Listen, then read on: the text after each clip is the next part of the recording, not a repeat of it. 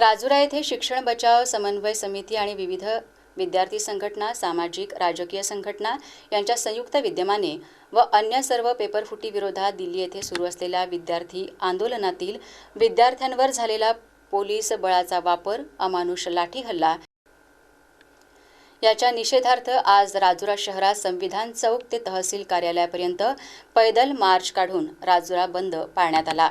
यावेळी शहरातील व्यापाऱ्यांनी सकारात्मक प्रतिसाद दिला।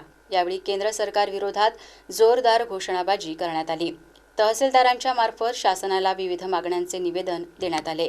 नीट परीक्षेतील कथित गैरव्यवहाराची सर्वोच्च न्यायालयाच्या देखरेखीखाली निष्पक्ष चौकशी करावी, दोषींवर कठोर कारवाई करावी, विद्यार्थ्यांच्या भविष्याशी खेळ करणाऱ्यांना शिक्षा द्यावी, तसेच केंद्रीय शिक्षण मंत्री धर्मेंद्र प्रधान यांनी नैतिक जबाबदारी स्वीकारून राजीनामा द्यावा आदी मागण्या निवेदनातून करण्यात आल्या।